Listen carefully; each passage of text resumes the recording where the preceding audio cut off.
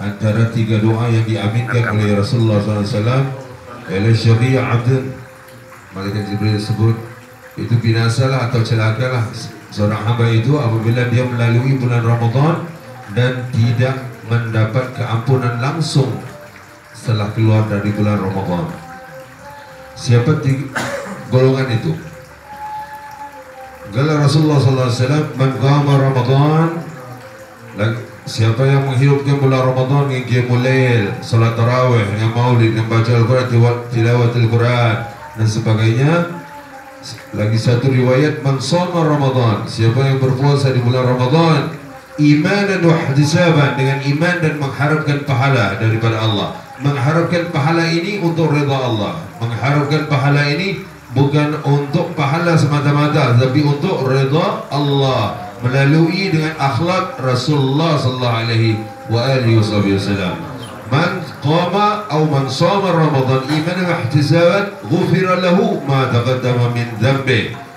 Siapa yang menghidupkan bulan Ramadan, sebagian riwayat siapa yang puasa di bulan Ramadan dengan penuh keimanan, dengan keimanan tidak mensyirikkan Allah, semuanya datang daripada Allah, dan mengharapkan keridhaan Allah dengan mengharapkan ganjaran pahala daripada Allah, yakni syurga, itu ganjaran yang sebaik-baiknya, maka diampuni segala dosa-dosanya yang telah lalu.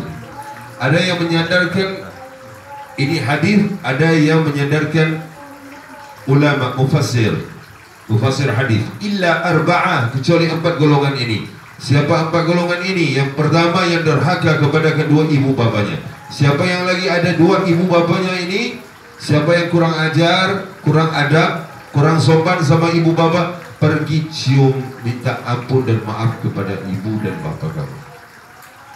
Karena mereka itu, kamu seperti kata Al-Habib Abdullah bin Alwi Al-Haddad rahimahullah ta'ala, pergilah kamu ke seluruh pelosok penjuru dunia mencari wali-wali kutub seperti Syekh Abdul Qadir Al-Jailani contohnya. Minta doa daripada mereka, tidak akan diijabahkan oleh Allah jikalau kamu anak durhaka.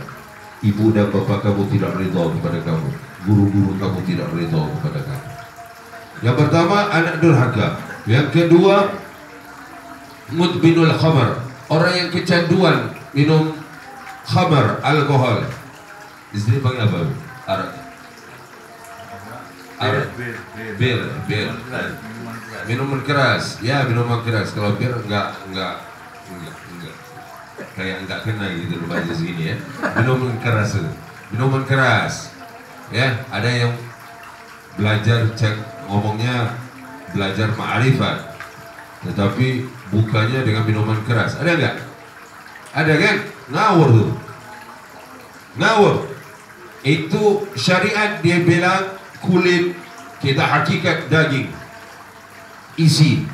Ada kita lihat orang yang jalan dengan isi tanpa kulit.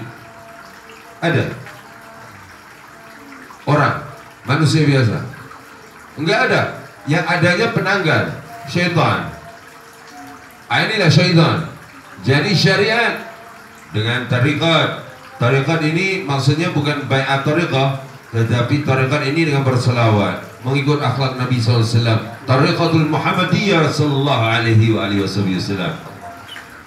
Mudminul khamar, kala Rasulullah SAW, mudminul khamar an-mat laqiyallah ka'abid wathan. Siapa yang kecanduan minum khamar, mereka mati, mereka bertemu Allah seperti seorang penyembah berhala, walaupun mereka mengucapkan la ilaha illallah Muhammadur Rasulullah sallallahu alaihi wasallam. Ini orang yang tidak diampuni. Yang ketiga, orang yang memutuskan silaturahim. Dengar di sini baik-baik ya, saudara-saudara. Ada saudari ya? Ada. Ada. Saudara-saudara, saudari-saudari sekalian, memutuskan silaturahim bukan dengan kalam sahaja, tetapi dengan perbuatan. Nabi sallallahu alaihi wasallam dalam satu majlis sedang berdoa, tiba-tiba malaikat Jibril turun, kemudian malaikat Jibril bilang,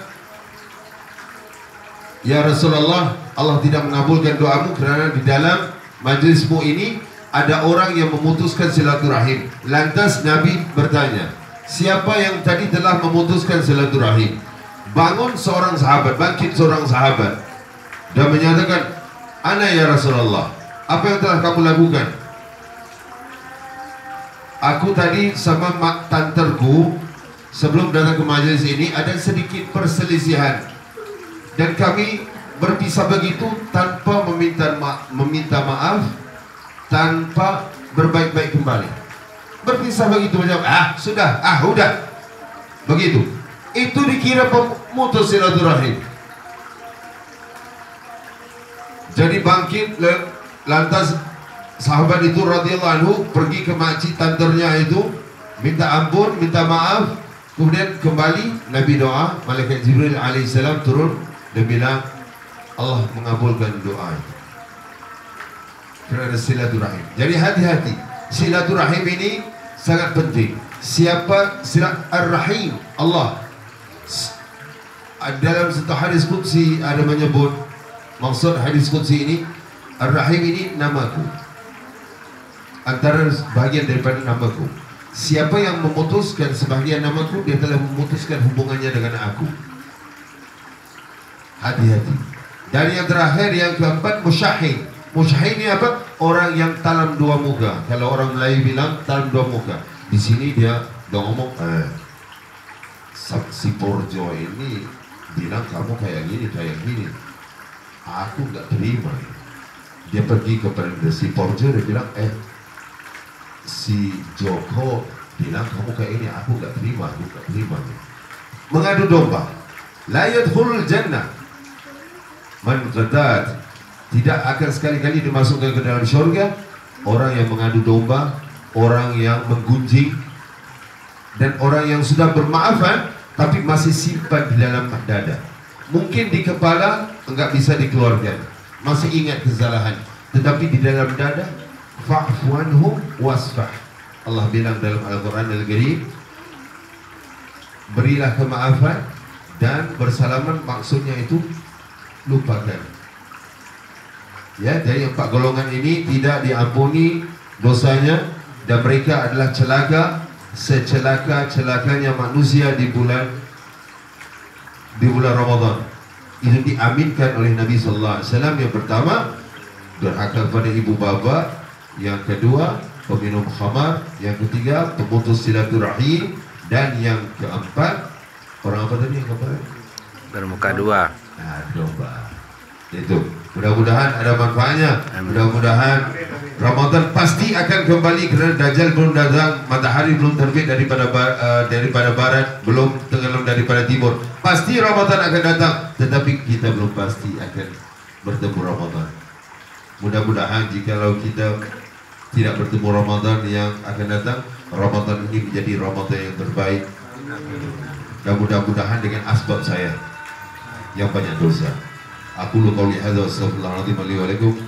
Assalamualaikum warahmatullahi wabarakatuh.